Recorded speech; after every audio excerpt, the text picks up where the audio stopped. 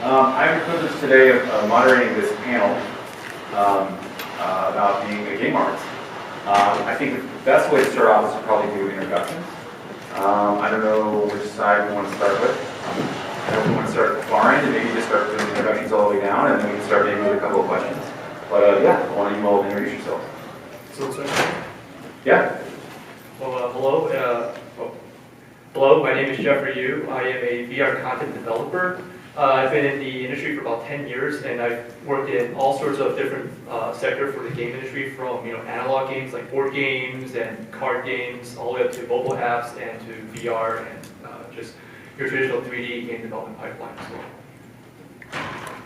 Hi, I'm Jasmine James. I'm a senior concept artist with Smite.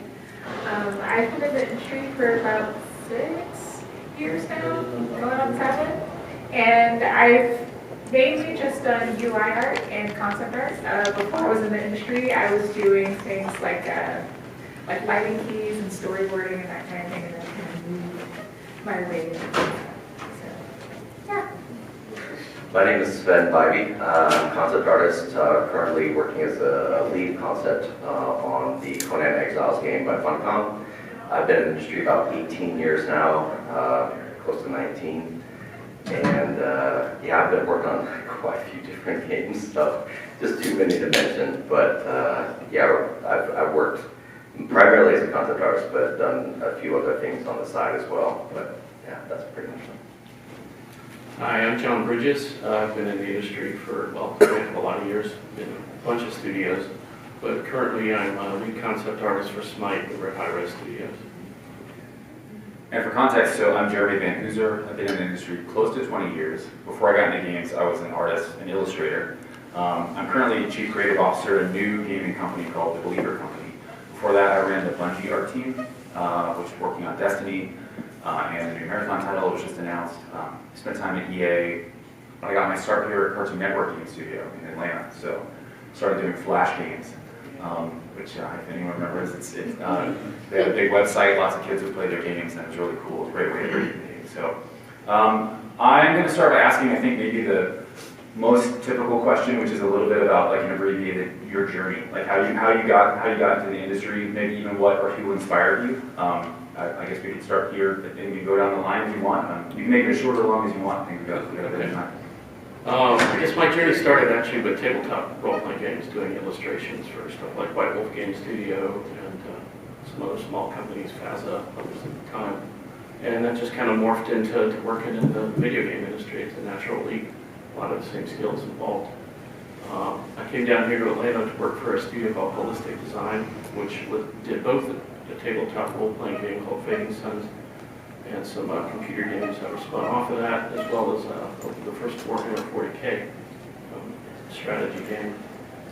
So we had an office pile with Warhammer stuff for a long time. That was pretty cool. Yeah, that's kind of what got me into the industry. And from there, it's just kind of been hopping from studio to studio as things happen, layoffs happen in this industry. In other cases, it was voluntary moves to find something more interesting and better. I've been at High Res now for almost 9 years. It's pretty fun. Let's see. Started off probably getting hooked at a very young age into fantasy novels, and I loved the cover artwork, and I was always inclined to doing art as a kid, and my parents knew immediately that I was going to be an artist. Just didn't know what I was going to do with it. So when I went to college, I studied fine art and illustration because I thought I wanted to paint novel covers. So I studied like traditional mediums and everything. Got out of college, was kind of lost at what I'm going to do, how to go market myself or anything. But I knew I loved art and I knew I loved video games. And I was like, man, one day I thought to myself, someone's making the art for this stuff. Like, what is that job? And I found out there was a concept artist role out there, and so I was like, okay, how do I get into that? And just after like maybe about 2 or 3 years of just doing freelance work and trying to build up my portfolio, I applied for my first job at EA at Mythic Entertainment in Virginia, and I was working on Dark Age of Camelot, which is an old MMO, and also Warhammer Online.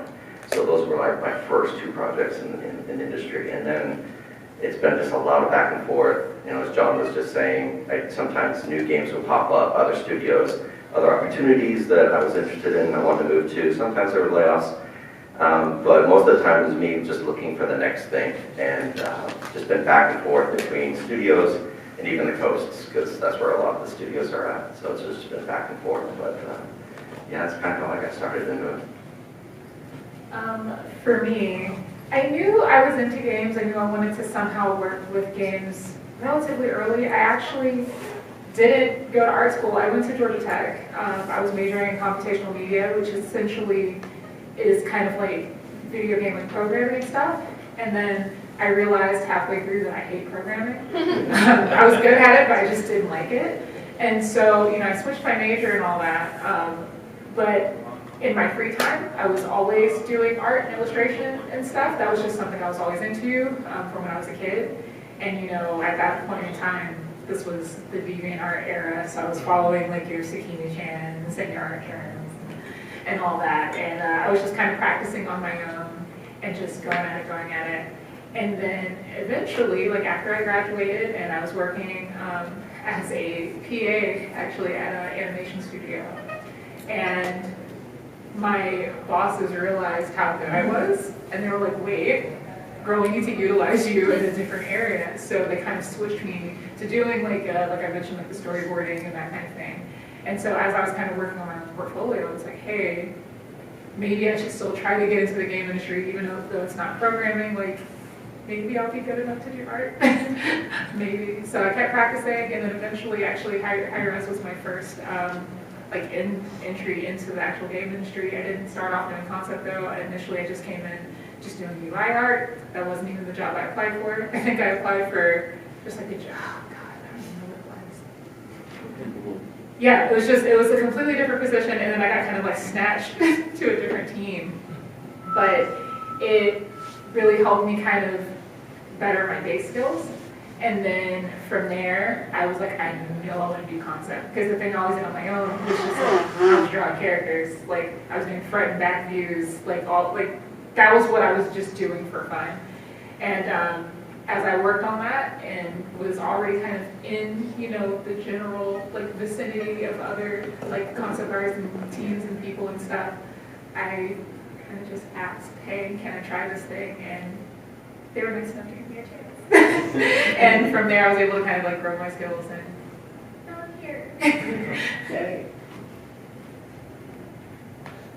Yeah, it's a lot of very impressive speakers up here too, and I really enjoy seeing just everyone's journey and seeing everyone's like a unicorn, because they'll have a lot of different skill set and how one thing leads to another. So a little bit about myself. I've always enjoyed drawing. Ever since I was little, I'll draw stuff from textbooks. My brother and I, we grew up from watching anime like Dragon Ball Z and all that. So, funny story. When we were little, my mother started getting really onto us about our school and grades and everything. So my brother and I were like, no, she can't tell us what to do. So we would draw these comics where it would feature my mom, nagging at us, and then my brother and I would draw those stick figures of us, charging up and like, no. And then we'll beat her up and stuff like that. Sorry, Mom. But from there, they eventually grew into games, because I'll play StarCraft and board games, tabletop games and stuff. And at school, I'll daydream and draw stuff like all the StarCraft characters and create these elaborate scenarios. And one thing led to another. When I got to high school, I started pursuing art more seriously. So I'll start taking art classes and stuff. And eventually that led me to going to SCAD. So while I was there, my initial idea was, I'll do comics. I really enjoyed manga and all that. But I saw one of the professors there named Nolan Woodard, who was drawing on his tea tablet, and I'm like, that exists? I've been doing it on just paper and pencil the whole time. So, these new technology, I'm like, well, I want to start going that way a little bit more. And so, that took me into concept art. I started looking at YouTube, which was still, developing that day. This is like 2007. So I started seeing some of the videos from like Keke Kodaki, was it Bingsu, Level Up, Scott Robertson, and that opened me up to game art and taking my traditional painting and drawing techniques and utilizing the digital space. So I decided to double major in sequential art and animation once in SCAD. So from there, I started doing 3D stuff, like Maya, a lot of the animation. I learned, I worked with, Tony Singh was one of my professors, and he was one who eventually got me my internship at Hi-Res for about a year. So, I was working with David on the animation portion for my internship.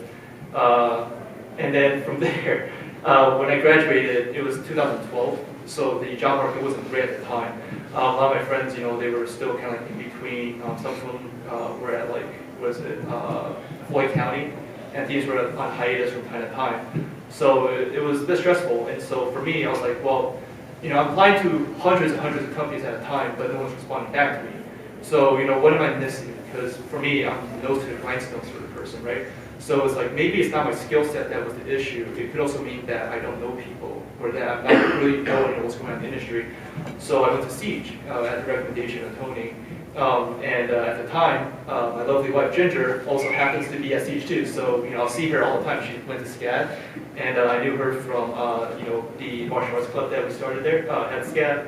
And so it was one of the familiar faces, and I'll see her there and be like, "Hey, it's you." And then as I go there more often, I'll start seeing other people that I'm familiar with now, like Joe, who does Puzzles by Joe, Andrew Greenberg, of course. And I went to a panel that was about board games. And at the time, I wasn't even thinking about board games. I was just going to do video games. And so someone there was like, "Oh, we're looking for a graphic designer." And we could use someone who has that skill set. And I've never done graphic design, but I do understand how to use InDesign and some of that stuff. So one thing led to another. I started doing board games.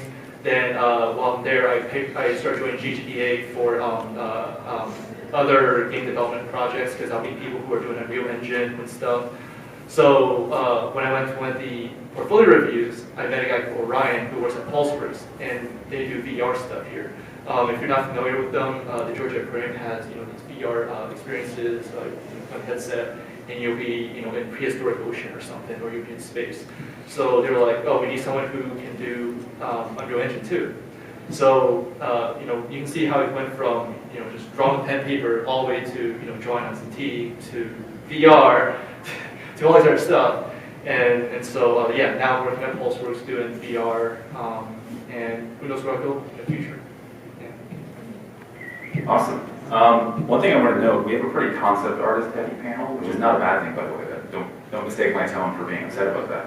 I just think that I was sitting here jotting down potential artist roles on the game team, and these are not all of them by any chance, but obviously concept artist, texture artist, character artist, environment artist, technical artist, animator, lighting artist, VFX artist, UI artist, storyboard artist, marketing artist, UI. Kind of lets you know there's a lot, and so obviously concept is the tip of the spear. I know Jeff, you've worked on a lot of different aspects of art as well. I'm curious, I think one of the things, I think there's a portfolio discussion maybe to have as far as getting into where you are, but I would also say games to me are one of the most collaborative jobs that you can have, because you have to talk to everybody. I mean, I think in movies, you can work at an FX studio and not really ever see the film or talk to the director. It's very hard to do that in games. I'm curious, when it comes to collaboration and being an artist, be it concept or any other kind, what do you think, what are the demands there? What are the best practices? I mean, you all are right in the industry doing the job, and you needing to communicate with other disciplines. Design is obviously a big one. Sometimes it's even audio, it could be anything. Engineering, obviously.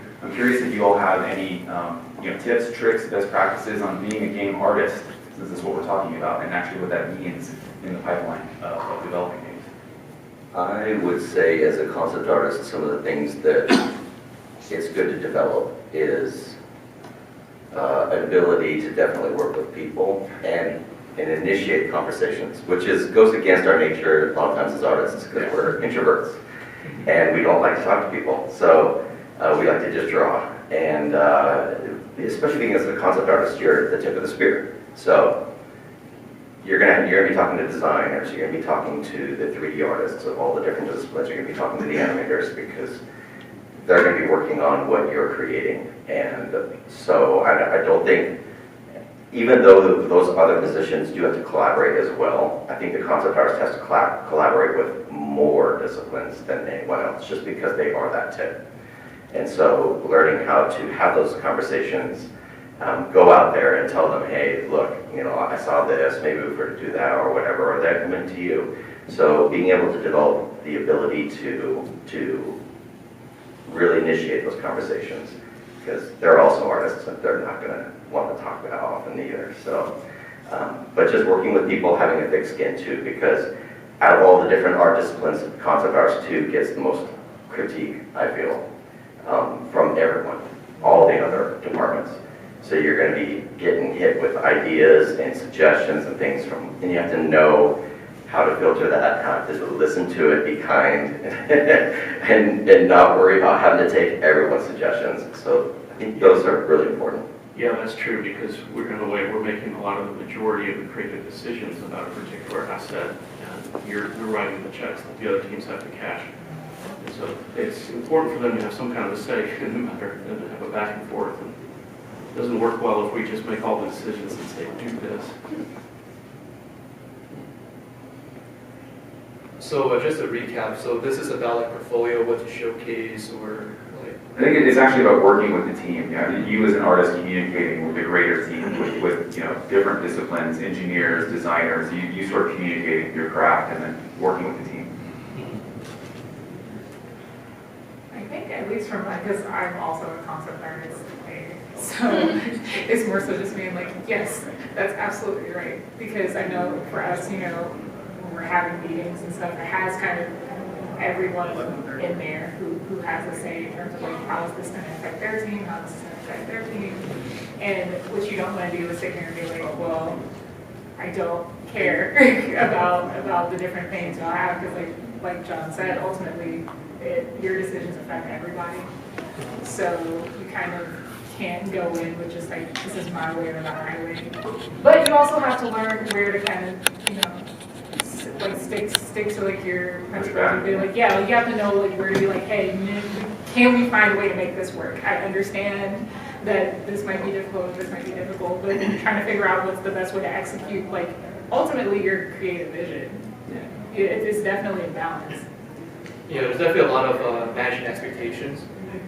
Having worked on the end where all the stuff kind of comes to you, especially if you were in marketing, all the marketing copy, all the graphics and stuff comes to you.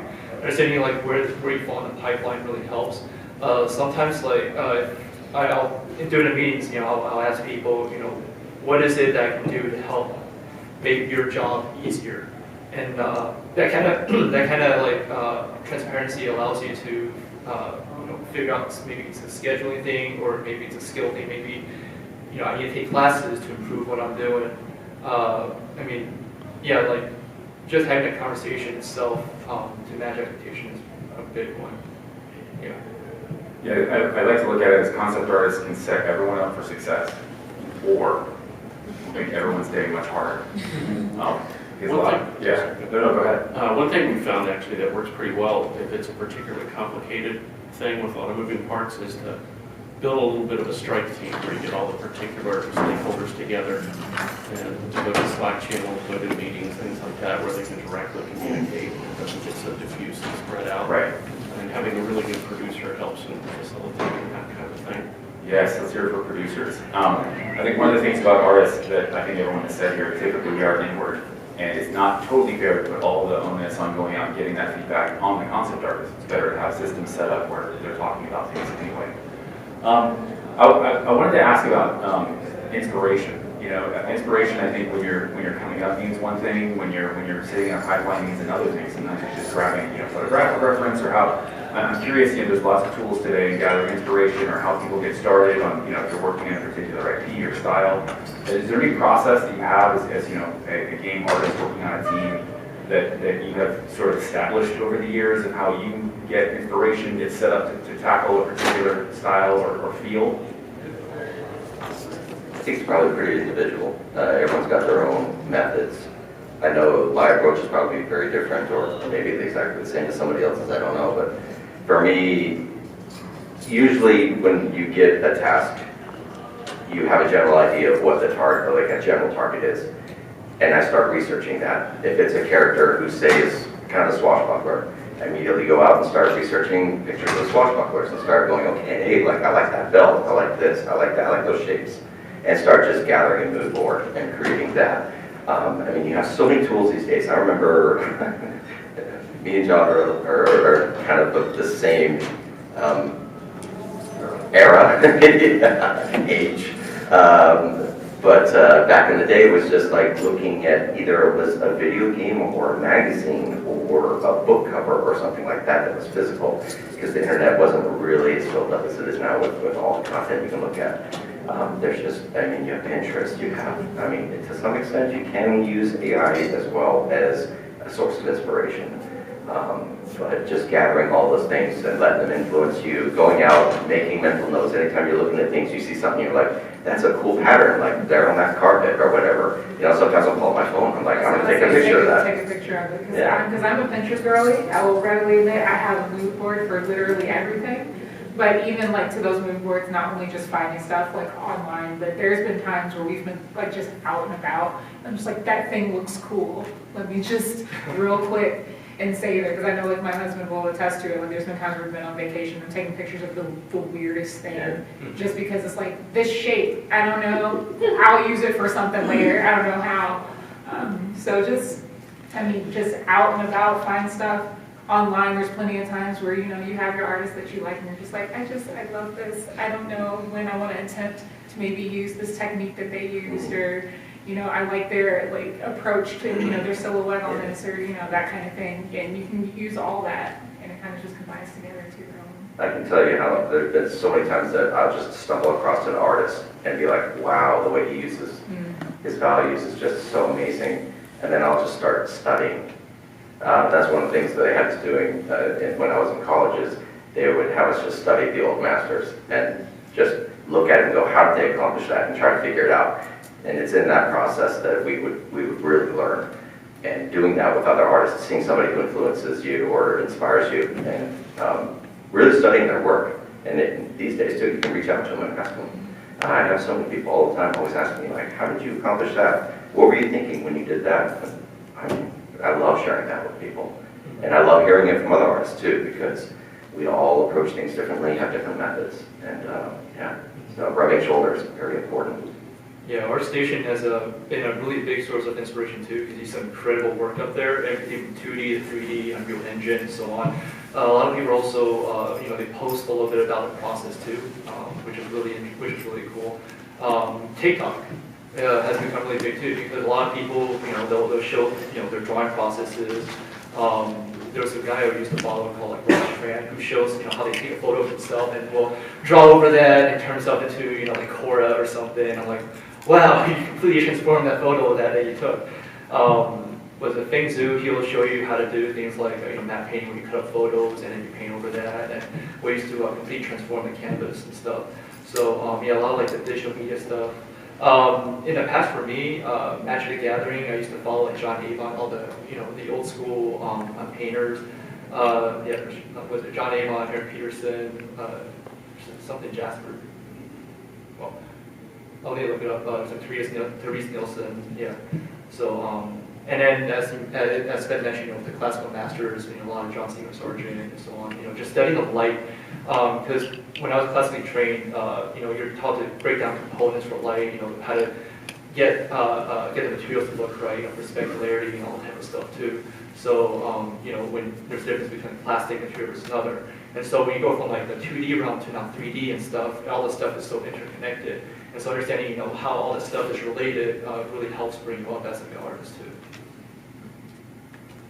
Yeah, I would also say, I think I mentioned this yesterday in the Breaking In panel, you know, with the internet, there's very little that you cannot find. I mean, you can go on there in minutes and find what you're looking for as far as style, inspiration. Also, it's a great measuring tool. If you are looking to be an artist in the game industry, you can go look at all the greats. There's amazing artwork online and start studying. I think that's the greatest thing. It was something that Warren Spector said yesterday, like always be learning, which I said I was going to make a t-shirt. I'll have to get that. I think the greatest thing that I've seen in game artists are the ones who are always a student. I mean, they can be in the industry for 30 years, and new artists come in. They're the ones most eager to talk to that artist and pick up new tips and tricks. I didn't know if we were going to set the table on fire, but I will. You mentioned something, Sven, which I think is really interesting in the fact of AI. Yeah. I'd love to pivot the question a little bit because we could talk about it all day. Yeah. I'd love to pivot it though because I see it as a snowball rolling down the hill. It is a thing. It's technology. It's not going away. People are in it in many different varieties. I think the initial measuring of it is completely out of whack. It's more of a tech that people are excited and pushing. And, oh my God, I made an apple out of nothing. It's like, okay, got it. I think us artists are looking at it. Okay, we're standing way back. We look at it completely differently. And in some cases, project it outright in certain ways, but knowing that it is there, it is a thing. I'm curious, just to kind of pull this panel, is there a positive? You know what I mean? Is there something that we as artists can actually use? I often say, let's ask the artist about the problem space versus, hey, here's what you can do. I guarantee most artists are like, I don't want to do that anyway. Like, it's the part I enjoy. So I'm curious, as a team of seasoned artists here at these tables, I'm curious just to see like thoughts and what does it mean for you in a potentially positive way? I mean, I think it's one of those things where, like you said, it's happening regardless. Yeah. So I feel like it's up to us to like learn how to use it, because at least for us versus people who aren't artists using it, I mean, if anyone's going to be better at it, it's going to be the people who know how to do it without using the technology. So I know, for me personally, I think it seems like at least a great tool to get ideas and to give yourself a starting point, because I think there's plenty of times where, I think we've all experienced it, where you have a task or something you need to do and you're just stuck. And you just can't, like you just need something to help push you in the right direction. So I think it's really good for that. I don't think, you necessarily want to use it as a final product, because it needs a lot of work, but it can at least push you in the right direction. And I understand the worries about it. I've had my own photos and stuff stolen by people using AI art, and then people post it and be like, look at this thing I made, and I'm like, here's literally my picture next to it, and you can see that is not okay. So I definitely understand the concerns, and I think that it's just going to happen. But I definitely think it's up to us to kind of take it back and figure out how to at least use it in a better and more creative way. Whenever I talk to anybody about the AI, because a lot of other artists, especially junior artists who I talk to, they'll ask me, what's your opinion on it? What do you think is going to happen? And I always start off by saying, it's there, it's going to be there, it's going to be a part of our future, and I'm not a prophet, so I can't tell you. But the most important thing you can do is understand it, know that it exists, and to see how you can use that as a tool. Again, not for an end product, but possibly a source of inspiration, why not? I think for mood boards and things like that, it actually has proven pretty useful. But at the same time, it's very disappointing to go on something like Pinterest now, and half of it was all AI. Yes. That gets tiring, because some of it's very, very, very obviously AI. Yeah. And I'm afraid that that's going to start creeping into people's products and start seeing just everything. Because you can tell too, when you look at it, there's certain details that are very clearly not thought about, and that kind of thing. So it's because it's just a mashup of things together. So you have to be able to have the eye to figure out, okay, you want this to be intentional design. Yes. You don't want it to just be, this generally looks like it, just put some stuff in this area and it's like, no, you need to be very intentional when you're making things. You pointed out, you said something which I say to people all the time, other concept artists. I say one of the things that there's a lot of things that can raise that as intent.